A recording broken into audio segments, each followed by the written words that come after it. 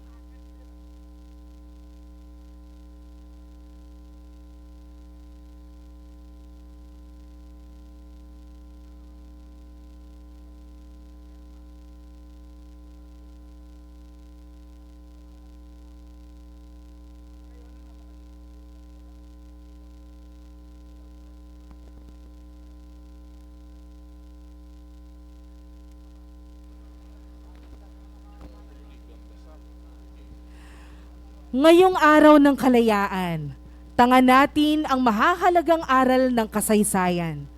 Mga aral na nagsisilbing gabay sa ating buhay bilang isang malayang bayan. Kaya't nararapat lamang na pahalagahan natin ang oras, ang kalayaan, at ang mga bagay na malaya nating nagagawa ngayon. Ito ay bunga ng dakilang pakikibaka ng nakaraan. Sa bawat gawain natin, sa trabaho, pamamahala, pamumuno, maging sa pagnenegosyo at pakikitungo sa kapwa, nariyan ang alaala ng mga sakripisyo ng ating mga ninuno.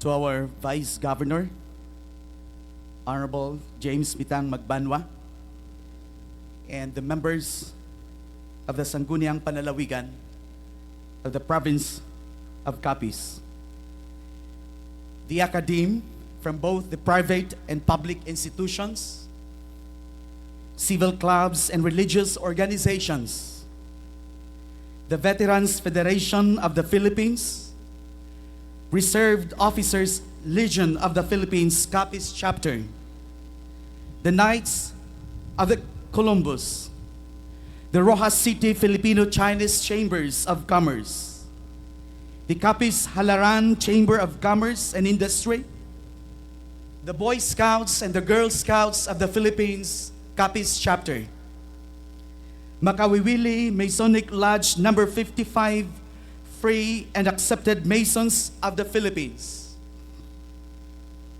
national government agencies, the Kappa Dance Club or Academy, the Kapsumain Choral, Cuerdas de Panay Rondalia, the city government officials headed by our Mayor, Honorable Ronnie Dadivas, Mayor, the Capiz Provincial Department heads and employees, ladies and gentlemen, good morning.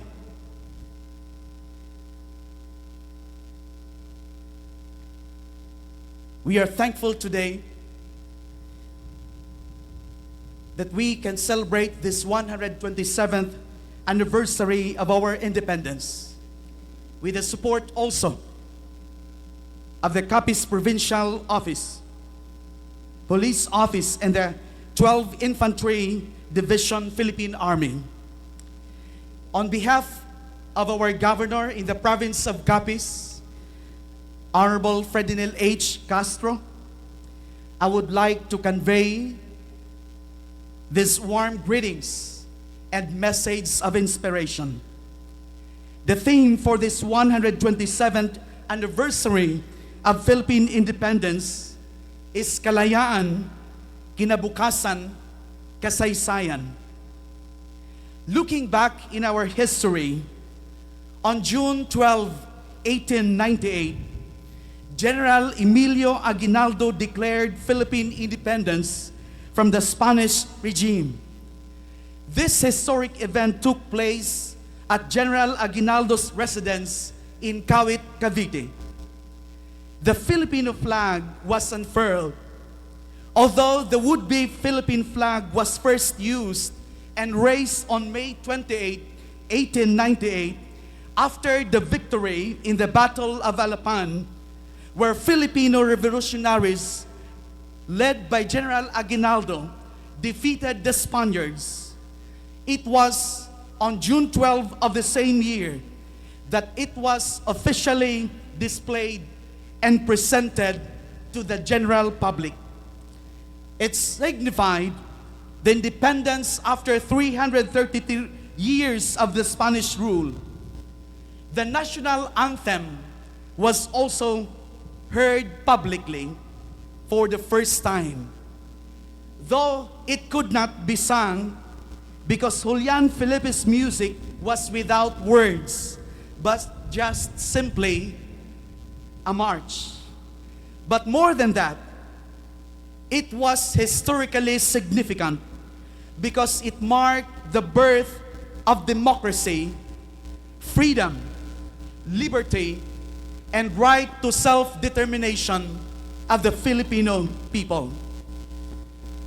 On May 12, 1962, Diosdado Macapagal, then President of the Philippines, considering the transcendental importance of the event, which demands that it be observed throughout the land with fitting ceremonies to the end that it will be cherished forever in the hearts of every Filipino people, and to inspire them to endeavor the welfare of the country, he declared on June 12, 1962, under Proclamation number 28, a special public holiday throughout the Philippines in commemoration of the people's declaration of their inherent and inalienable right to freedom and independence.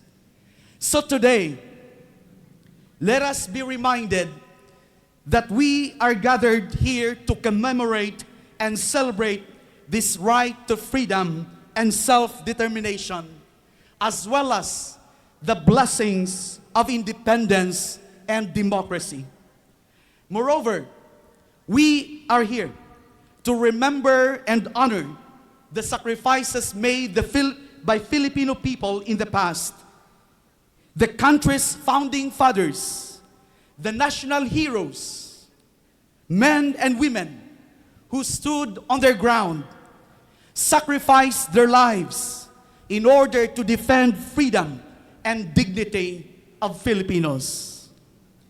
The words of then U.S. President Abraham Lincoln during his address on November 19, 1863, as he honored the soldiers of America who also sacrificed their lives, may also inspire us when he said that these dead shall not have died in vain, that this nation under God shall have new birth of freedom, and that government of the people, by the people, for the people, shall not perish from the earth. On the other hand, the humiliation, pain, the sacrifices, abuses, and mistreatments that Filipinos experienced as a nation under colonial rules may be likened to what the people of the nation of Israel, the chosen people of God, had experienced. Historically and biblically, the people of Israel suffered a lot from their oppressors. They were made captives and slaves by many nations. They were forced into exile. They were forced to leave their homeland and live in the foreign land. But in Psalm 137, it says also, by the rivers of Babylon, there we sat down, yea, we wept when we remembered Zion. Sa pampang na mga ilog nitong bansang Babylonia, kami nakaupong tumatangis tuwing Zion aming naaalala. We may have song today by the rivers of Babylon, and it is being sung in a celebrative mood. But in reality, it was a tragedy, a painful moment of the people of Israel when they sat down beside the rivers of Babylon. They wept, they were forced to sing. But they said, paano kami makakakanta? Paano kami liligaya kung ang aming mga anak, ang aming kabuhayan ay nawala na lahat sa amin? They experienced oppressions like we also experience as a nation. But remember this, in 1938, the open door policy of President Manuel Quezon welcomed and provided safe haven to over 1,300 Jewish refugees fleeing from Nazi persecution. The Philippines was the only Asian country who opened its doors to the Jewish people. We took care of them. We welcomed them. As a result, Filipino citizens do not need a visitor visa for tourist trips in Israel. And Israeli tourists also do not need visa to visit the Philippines. In 1974, the Philippines, under President Manuel Rojas, was the only country in Asia to vote in favor of the establishment of the State of Israel as the homeland of the Jews. In 2013, when we were devastated by Typhoon Yolanda, the 148-member delegation of the Israel provided relief goods to our victims, assisted in the search and rescue operations, in the construction of buildings, restoration of water supply, and they also set up field hospitals where they treated more than 2,800 victims. They performed surgeries and helped in the delivery of Filipino babies. Why am I sharing this to you? Because this is what God said to Abraham in Genesis 12:2-3. I will bless those who bless you. I will curse those who curse you. And all the peoples of the earth will be blessed through you. I say this, that what the Philippines did to Israel, God will never forget. In Psalm 130 or 33 verse 12, this is a psalm attributed to King David, the second king of Israel, and the father of King Solomon. He said, "Blessed is the nation whose God is the Lord. Pinagpapala ang bayan na ang Diyos ay ang Panginoon." As for me, and I will end from here, history is His story. It's God's story. We became stronger as Filipino people because our history was a story of God's faithfulness and His gracious providence for our beloved country, Philippines, despite of what we have been through. And if we desire for a brighter future, a good future, we must continue to put our hope and trust in the God of Abraham. Ang ating mga pera na ipiniprinta ng Bangko Sentral ng Pilipinas, ang bawat papel na ito ay may nakaimprinta, pinagpala ang bayan na ang Diyos ay ang Panginoon. It is inscribed here, the words of David, that blessed is the nation whose God is the Lord. Here in the province of Capiz, the Lord has been gracious that together with our Filipino people, we can celebrate this 127th anniversary of our independence. With that, again, on behalf of our dear Governor Ferdinand H. Castro, we thank the Lord for His goodness for this province. We have a leader in the province who is not only hardworking and visionary, but he made God a part in his leadership. Mabuhay ang Pilipinas! Maligayang selebrasyon ng ating ika-127 anibersaryo ng kasarinlan. Mabuhay ang bansang Pilipinas!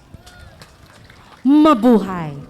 Thank you very much, Attorney Stephen Alquisa, and for your wonderful gathering of historical references from the history of the world to approach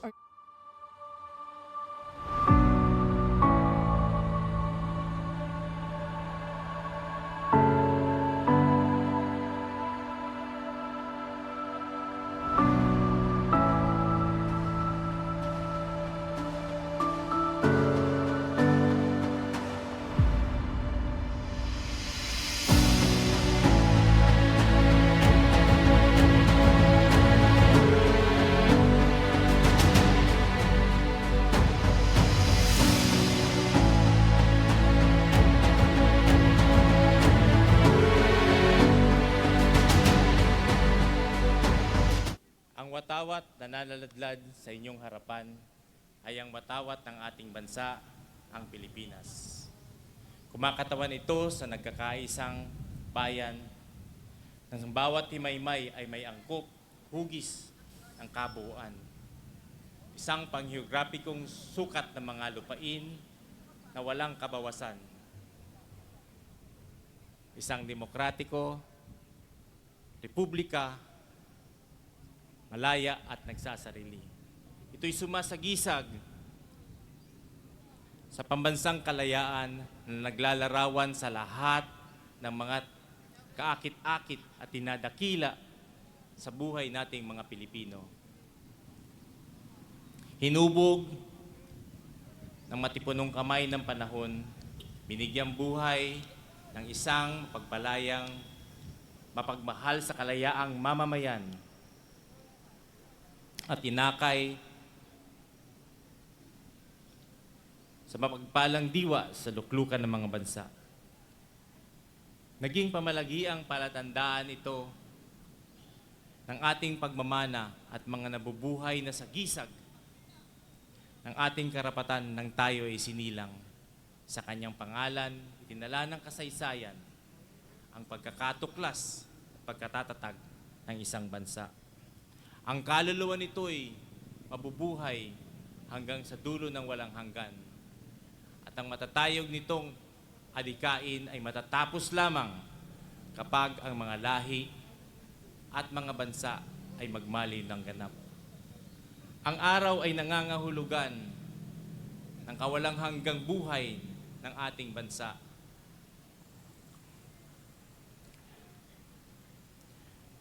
At ang palagiang liwanag na gumagabay sa ating mga lahi. Tinutukoy ng silahis ng araw ang 8 silahis ng araw kumakatawan sa mga malalawigang nagsama-sama. Tinutukoy ng 3 bituin ang 3 malalaking puok, ang Luzon, Visayas at Mindanao na inihandog sa atin ng ating kalikasan ayon sa kalooban ng Poong May Kapal. Ang puting tatsulok ay nagsasaad ng mapayapa at magiliw nating mga hangarin, gayon din ng katatagan at kawagasan ng ating mga gawain. Ang 3 simulain ng masonerya, ang pagpapakatao, pagmamahal kapatid at katotohanan, at ang mga simulain ng masonerya at ang mga banal na panuntunan ng pag-ibig, pananalig at pag-asa. Ang bughaw na kalawakan ay nagpapakilala sa atin pag-ibig sa inang bayan, at ang malapad na pulang ay nagpapahayag sa ating walang humpay na kakayahan at nagpapanatili sa isang bahagi sa kalawakan ng kalangitan. Sa kabuuan, ang tatsulok, ang araw, at ang 3 bituin na bumubuo sa ating watawat ay mga maliwanag na sagisag ng pagkakapatiran ng tao sa ilalim ng patnubay at pagiging ama ng Diyos. Tulad ng pinangarap ng ating mga ninuno, naway ito'y pumailan lang sa ibabaw ng mga lupain ng malalayang mamamayan sa panghabang panahon. Ayun ang ating watawat, Pumawagayway, isang sagisag ng pambihirang ganda at makabayang kabuluhan. Isang pamalagiang ulirang pananglaw ng ating mga kababayan sa isang payapa, nagsasarili at malayang pamumuhay. Magpugay tayo dito sapagkat ito ang kabuuang ganap na kaligayahan at kagalakan ng ating mga ninuno sa panahon ng mga siglong nagdaan. Hagkan natin ito sapagkat ito ang watawat ng ating na magigiting na anak ng ating Sinara Soliman at Maria Clara.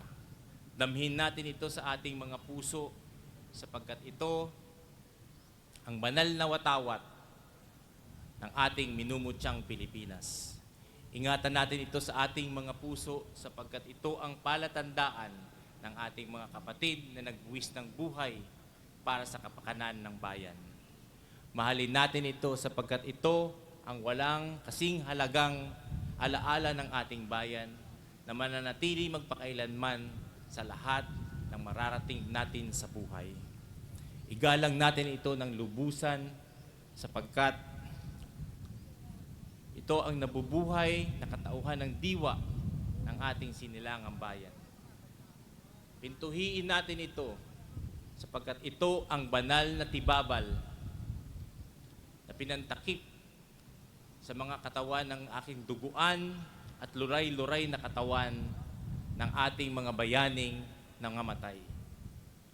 Magpala at ialay natin ito sa may kapal sapagkat ito ang bunga ng pagpapakasakit ng ating mga bayaning na mayapa na.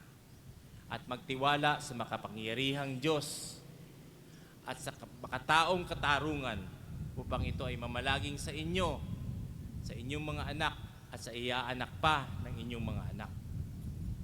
Luwalhatiin at lalong pagpalain upang ito ay mapamalagiang mapa sa inyo, sa inyong mga anak at sa iaanak pa ng inyong mga anak. Luwalhatiin at higit na pagpalain na ang mga nangamatay sa kapakanan nito ay hindi nangamatay ng walang kabuluhan. Maraming salamat, Dr. Eric Vinculado of the Makawiwili Masonic Lodge number 55, Free and Accepted Masons of the Philippines. Naway mas magningning pa ang tatlong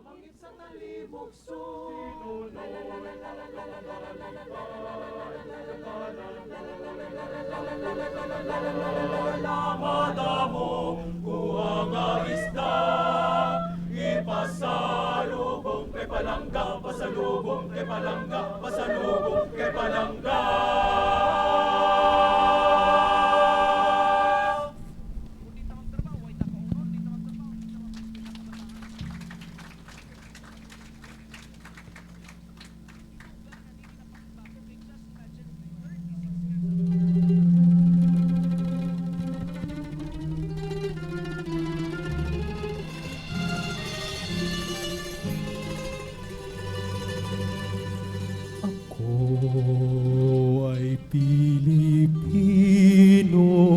ang dugo'y maharlika. Lika sa aking puso, adikain kay ganda sa Pilipinas na aking bayan, lantay ng pelas ng silanganan, wari na tipo ng kayamanan ng may kapal.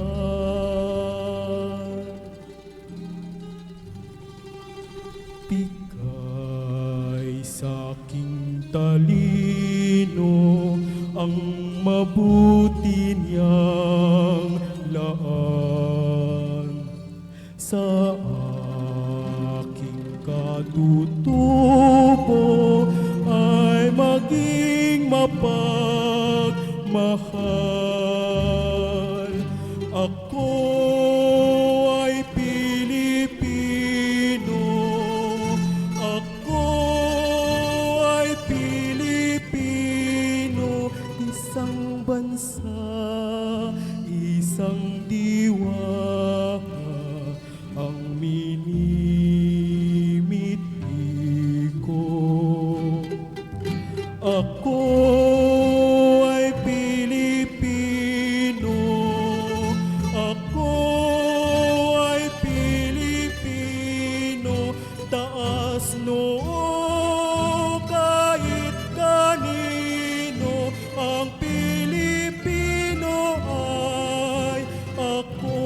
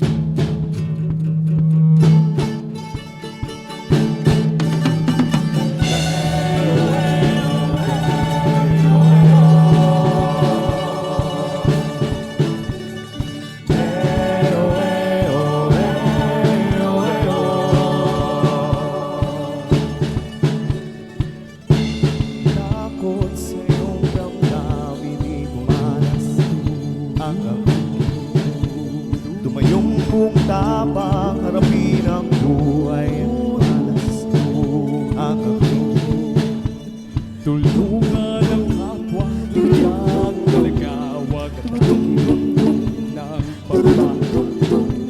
Isipin huwag sana ang sarili lang pagsabang bayanihan. Subukan natin isulong, ligawan ng magandang bukas. Ikaw at ako magkasama tayo, silubungin ang kinabukasan.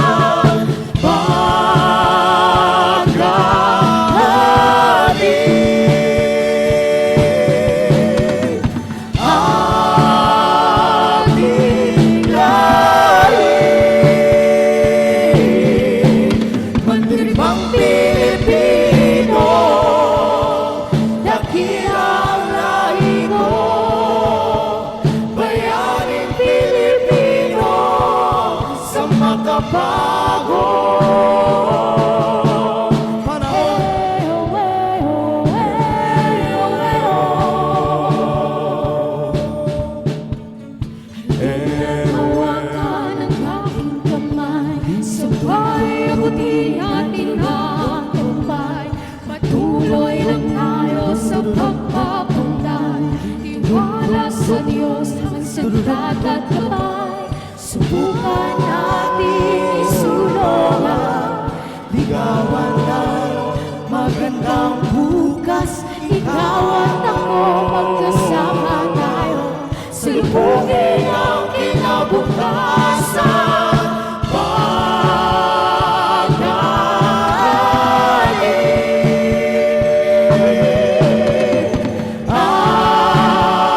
ating lalim, magdirimang Pilipino, dakilang lahi ko, bayaning Pilipino, sa makabago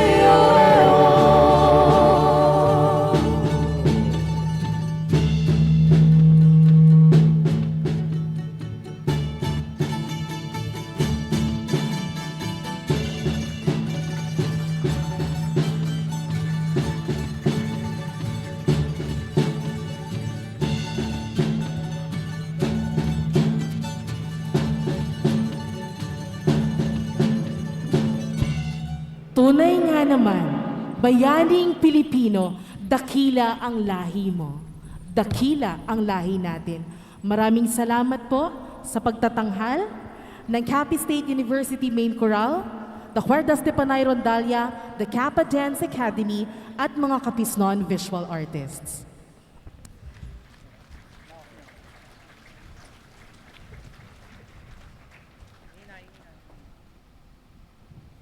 At this point in time, we share to you a brief narrative as we prepare for the symbolic releasing of doves.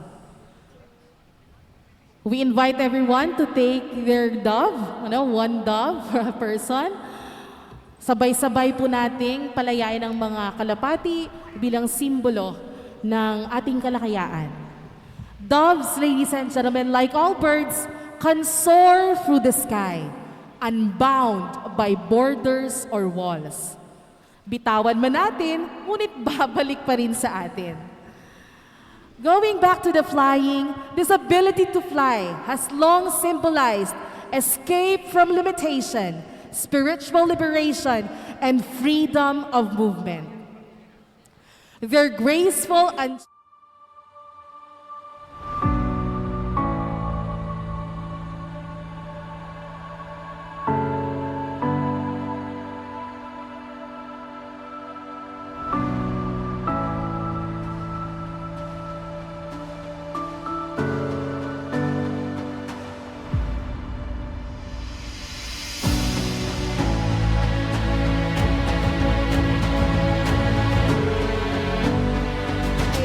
the dove also represents not only liberation from tyranny and the past, but the hope for a peaceful, free society.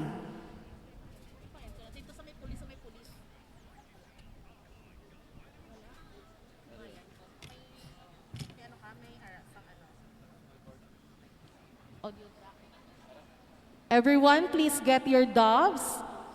Lahat ba meron na? Don't be afraid to hold them. Dahil ang hawak niyo pong mga kalapati ay ating kalayaan. Wait lang. Wait lang. Hindi kayo naka-Shopee pa. Pagbilang ng 3, handa na ba lahat? Handa na ba? Okay, hantiyan pa po natin. Yung iba ay wala pang hawak na kalapati. Ready lang.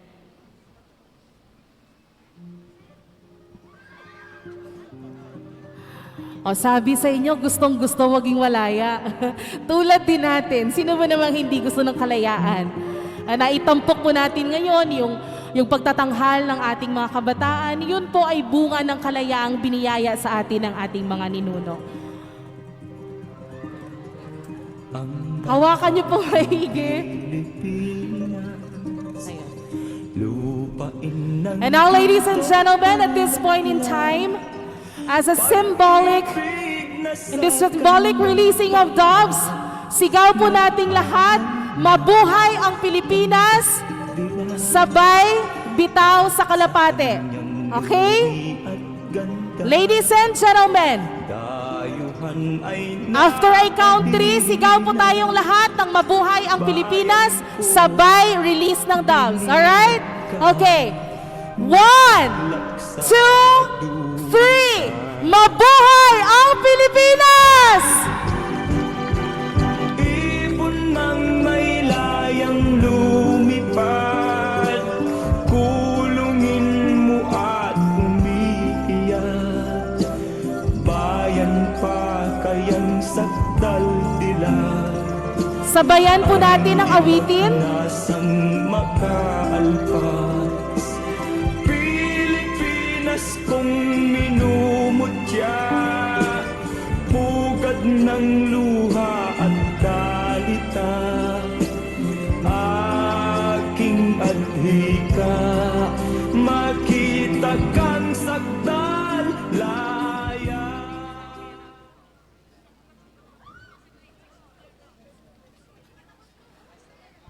Maraming salamat sa inyong lahat.